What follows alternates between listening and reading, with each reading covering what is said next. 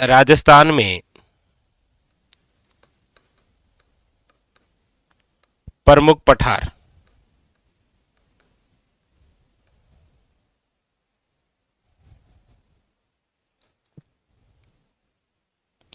देखिए, राजस्थान में जब हम प्रमुख पठारों की बात करते हैं तो हमारे जहन में सबसे पहले यदि कोई पठार आएगा, तो यदि मैप के माध्यम से कोशिश करें हम, तो देखिए ये रहा, ये हमारा प्यारा सा राजस्थान।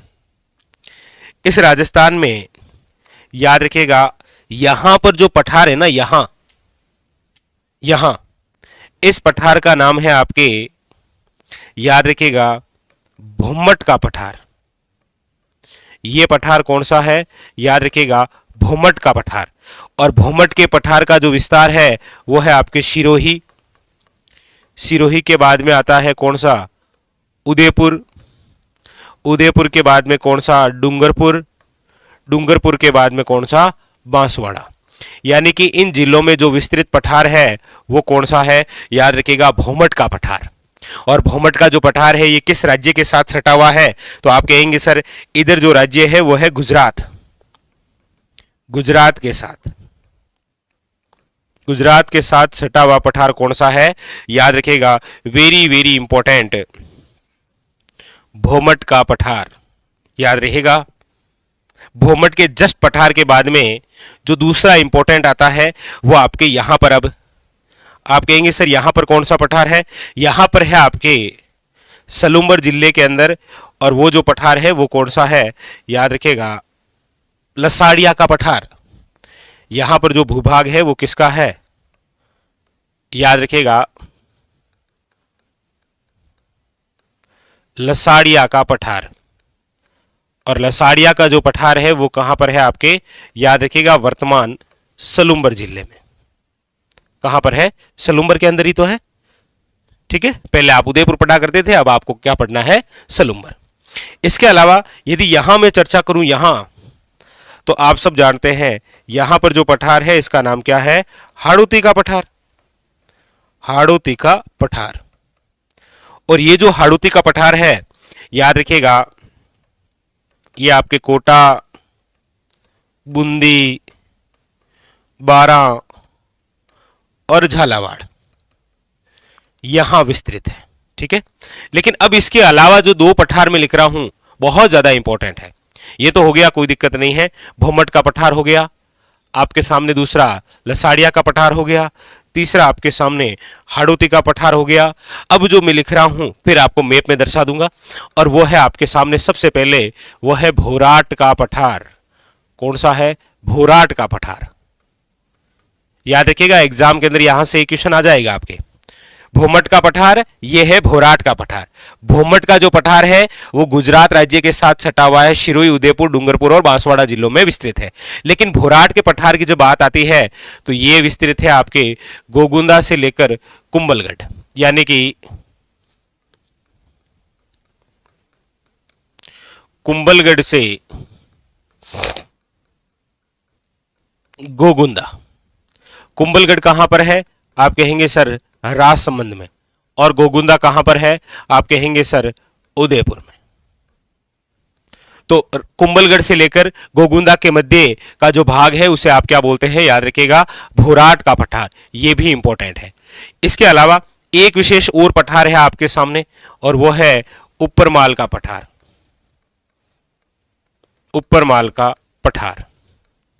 और ये जो ऊपरमाल का पठार है, याद रखिएगा, ये है आपके भैंसरोडगढ़ से लेकर, भैंसरोडगढ़ से बिजोलिया के मध्य का जो भाग है, भैंसरोडगढ़ से बिजोलिया के मध्य का भाग ऊपरमाल का पठार कहलाता है। यहां याद रखना है कि यह भैंसरोडगढ़ किस जिले में है? चित्तौड़गढ़ में। जबकि बिजोलिया कहां पर है आपके? याद रखिएगा, भीलवाड़ा में। ठीक है, यह भी अपने आप में बहुत इंपॉर्टेंट है। इसके अलावा यदि मैं और चर्चा करूं तो याद रखिएगा, मोस्ट इंपॉर्टेंट एक पठार आता है आपके मेसा का पठार। कौन सा पठार है? मेसा का पठार। और ये जो मेसा का पठार है ये है आपके जिस जिले में, वो जिला कौन सा है? याद रखिएगा, चित्तौड़गढ़। इसके अलावा आपके सामने आता है एक उड़िया का पठार। उड़िया का पठार, और उड़िया का पठार कहां पर है, याद रखिएगा सिरोही के अंदर। एक आता है आपके सामने आबू का पठार, और आबू का जो पठार है ये भी कहां पर है, याद रखिएगा सिरोही में। ये भी कहां पर है, सिरोही के अंदर, याद रखिएगा। एक आता है आपके, चलिए ये आप कमेंट करके बताना, एक है आपके मानदेसरा का पठार, मानदेसरा का पठार, मानदेसरा का पठार कहां पर है। इसके अलावा यदि और चर्चा आप करेंगे तो देखिए इसके अलावा आता है आपके सामने कांकनवाड़ी का पठार, और कांकनवाड़ी का जो पठार है वो आता है आपके कहां, याद रखिएगा अलवर के अंदर। इसके अलावा यदि आप बात करेंगे तो आपके सामने आ जाएगा क्रास्का का पठार, और क्रास्का का जो पठार है ये भी आपके कहां पर है, याद रखिएगा अलवर के अंदर। यानी हमारे राजस्थान में प्रमुख रूप से जितने भी पठारों से क्वेश्चन आते हैं वो पूरे पूरे आपके सामने ये रहे। एक एक पठार आपके एग्जाम के लिए इंपॉर्टेंट है। हाँ, ये आप जरूर पूछेंगे कि सर राज्य का सर्वोच्च पठार कौन सा है, तो याद रखिएगा राजस्थान का जो सर्वोच्च पठार है ना, ये वो उड़िया पठार है, याद रखिएगा। हमारे राजस्थान का जो भी सर्वोच्च पठार है वो कौन सा है, याद रखिएगा उड़िया पठार। ठीक है, तो देखिए कौन कौन से पठार हुए। सबसे पहले हमने पढ़ा भोमट का पठार, याद रखिएगा गुजरात राज्य के साथ सटा हुआ है, सिरोही, उदयपुर, डूंगरपुर और बांसवाड़ा जिलों में क्या है, विस्तृत। दूसरा है लसाड़िया का पठार, और लसाड़िया का जो पठार है वो कहां पर है, याद रखिएगा सलूम्बर में। कहां पर है, सलूम्बर में। इसके बाद में फिर हमने पढ़ा भोराट का पठार, और भोराट का जो पठार है वो है कुंभलगढ़ से लेकर गोगुंदा के मध्य। कुंभलगढ़ आपके राजसमंद में है और गोगुंदा कहां पर है, याद रखिएगा उदयपुर में। ठीक है, यहां पर यदि कुंभलगढ़ की ऊंचाई की बात करते हैं तो 1224 मीटर है, गोगुंदा की ऊंचाई की हम बात करते हैं तो 840 मीटर है, याद रखिएगा।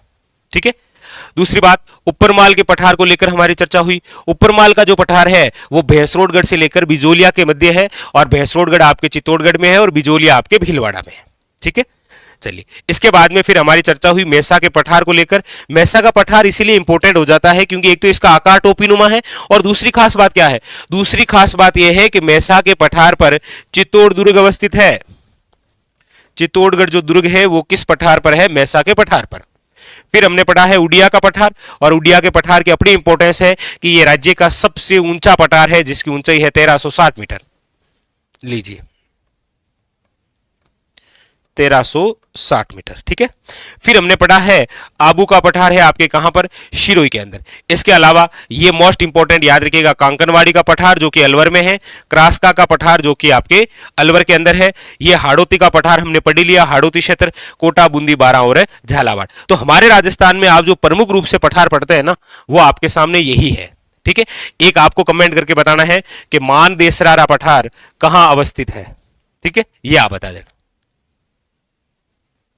क्लियर, बस। तो आपके पठारों से कोई क्वेश्चन आएगा तो आपके सामने वो इसी प्रकार से कहीं ना कहीं टच कर देगा।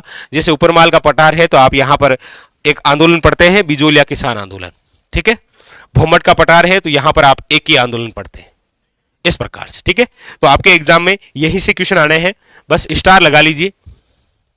और प्रत्येक एग्जाम के अंदर इन पठारों से कोई ना कोई किसी ना किसी प्रकार से क्वेश्चन देखने को आपको मिलता है। ठीक है, चलिए अब देखिए इनसे रिलेटेड आपके सामने भाई एक तो क्वेश्चन डायरेक्ट वन लाइनर बनता है, कौन सा पठार किस जिले में, नो डाउट। ठीक है, लेकिन और घुमाकर क्वेश्चन कैसे बन सकता है इन सभी पठारों से, तो वो आप एक झलक देखिए कि इस प्रकार से भी क्वेश्चन आता है। देखिए क्वेश्चन आपके सामने इस प्रकार से भी बनता है, ये लीजिए। अब देखिए आपके सामने क्या है, आपके सामने है कि निम्नलिखित में से कौन सा राजस्थान के पठारों का पश्चिम से पूर्व सही क्रम है, पश्चिम से पूर्व सही क्रम है। लीजिए ये रहा सबसे पहले तो मैप। अभी देखिए मैप में दर्शा देता हूं। इनमें से एक तो दे रखा है हाड़ौती का पठार, और आप कहेंगे सर ये रहा हाड़ौती, छोटा छोटा लिख देता हूं आपको आइडिया रहेगा। फिर दे रखा है उपरमाल का पठार, और उपरमाल का पठार ये रहा आपके भीलवाड़ा और चित्तौड़गढ़। ये कौन सा है? ऊपरमाल। फिर दे रखा है आपके सामने लसाड़िया का पठार, ये रहा यहां लसाड़िया का पठार, लसाड़िया। फिर दे रखा है आपके कौन सा? भोराट का पठार। और भोराट के पठार की आप बात करेंगे तो आपके राजसमंद से लेकर कहां है? तो आपने अभी पढ़ा था कि सर भोराट का जो पठार है वह है आपके कुंभलगढ़ से लेकर गोगुंदा के मध्य, कुंभलगढ़ से लेकर गोगुंदा के मध्य। तो आप याद रखेंगे कुंभलगढ़ से लेकर गोगुंदा के मध्य जो विस्तृत भाग है वो है आपके कौन से पठार का? याद रखिएगा भोराट के पठार का। ठीक है, अब यहां क्वेश्चन क्या है? क्वेश्चन है आपके कि पश्चिम से पूर्वे की ओर सही क्रम है। जब आप मैप के अंदर पश्चिम से पूर्वे की ओर चलेंगे तो सबसे पहले भोराट, फिर आपके आ जाएगा लसाड़िया, फिर आ जाएगा ऊपरमाल, और फिर उसके बाद में क्या है? हाड़ौती का पठार, यानी कि option number D. Option number क्या आ जाएगा आपके सामने? D is the correct answer. तो कई बार ऐसे भी घुमाकर पूछ लिया जाता है, वरना तो वन लाइनर क्वेश्चन है कि कौन सा पठार का विस्तार कहां तक है, ये क्वेश्चन आता है। ठीक है, हाँ। चलिए अगला क्वेश्चन देखिए। क्वेश्चन नंबर है आपके सामने नेक्स्ट। पूछा जा रहा है कौन सा सही सुमेलित नहीं है? ऐसा कौन सा है जो कि सही सुमेलित नहीं है? वागड़ सामने दे रखा है, डूंगरपुर बांसवाड़ा आप कहेंगे सही है। मेवात सामने दे रखा है, अलवर भरतपुर डीग भी हो जाएगा, अब ये भी सही है।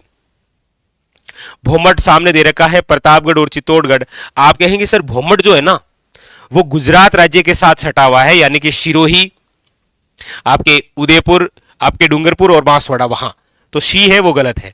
और हाड़ौती तो आपको पता ही है, कोटा बूंदी झालावाड़ 12। ठीक है, तो यहां पर जो ऑप्शन है वो कौन सा हो जाएगा? सी इज इनकरेक्ट, याद रखिएगा, वेरी वेरी इंपॉर्टेंट। ठीक है, लीजिए अगला क्वेश्चन क्या कह रहा है देखिए। अगला क्वेश्चन है निम्नलिखित में से किन जिलों का क्षेत्र भोमट कहलाता है? अब ये आपको ही बताना है किन क्षेत्रों, किन जिलों का जो क्षेत्र है वो भोमट कहलाता है, बताइए।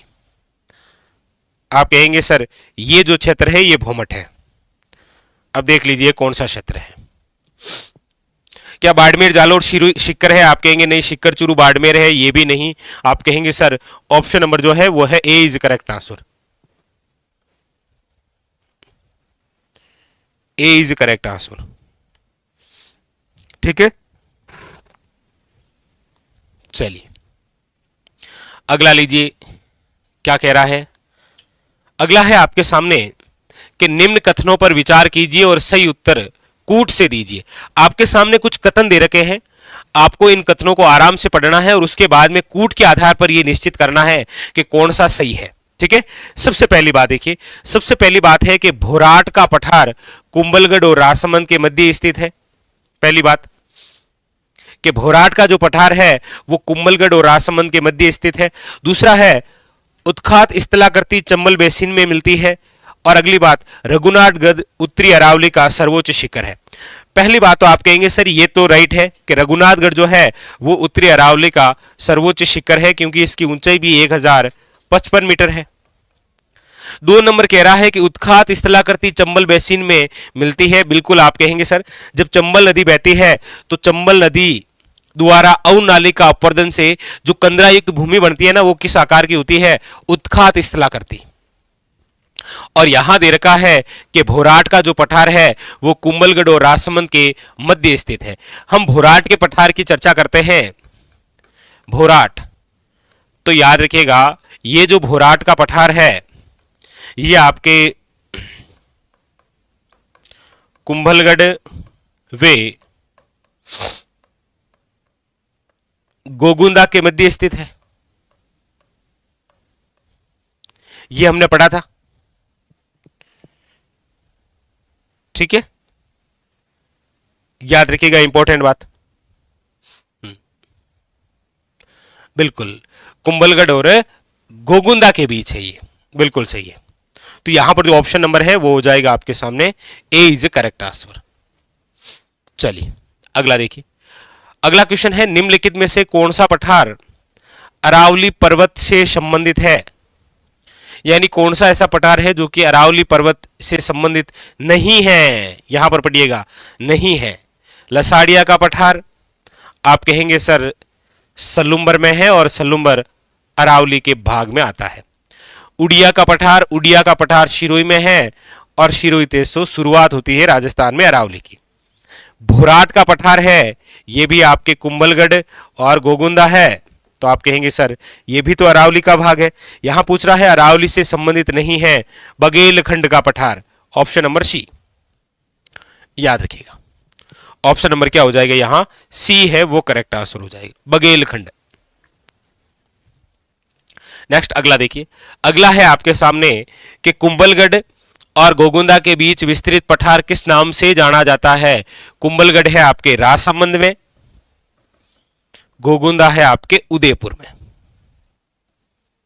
बस पूछा यही जा रहा है कि कुंभलगढ़ और गोगुंदा के मध्य जो पठार है वो किस नाम से जाना जाता है। याद रखिएगा भोराट का पठार, क्योंकि उड़िया का पठार आप सब जानते हैं शिरोई में है, गोगुंदा का पठार उदयपुर के अंदर है, लसाड़िया का पठार सलूम्बर जिले में है। ठीक है, ऑप्शन नंबर जो है वो हो जाएगा आपके सामने सी इज ए करेक्ट आंसर। ठीक है, चलिए अगला क्वेश्चन। अब ये तो आप ही बता दीजिए भाई, इसका आंसर तो आप फटाफट दे दीजिए कि भोराट का पठार यहां अवस्थित है। कहां अवस्थित है बताइए, इसका आंसर दीजिए आप ही।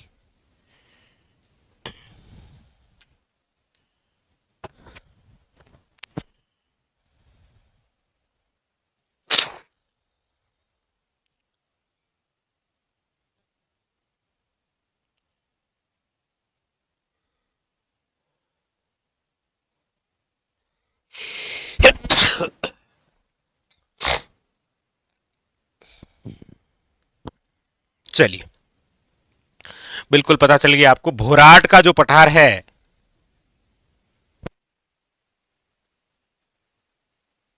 वो एक कुंभलगढ़,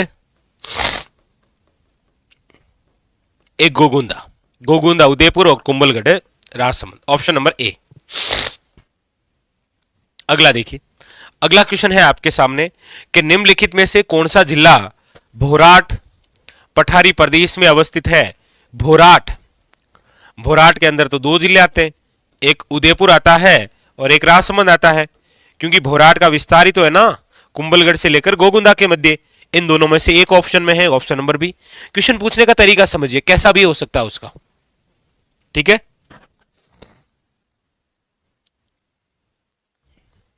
हाँ कोई सा भी तरीका वो अपना सकता है आपसे पूछने के लिए। चलिए अगला देखिए, अगला है आपके सामने कि भोराट का पठार किन के मध्य स्थित है। लीजिए बार बार क्वेश्चन आ रहा है, मैंने आपको एक ही बार पूरे डायग्राम के माध्यम से पूरी चर्चा एक साथ कर दी। ये देखिए कोई भी क्वेश्चन आ रहा है आपके इसी डायग्राम से पूछा जा रहा है, बस आपको केवल ये डायग्राम इतना सा याद रखना है और पठार से सारे क्वेश्चन आपके क्लियर हो जाते हैं। ठीक है।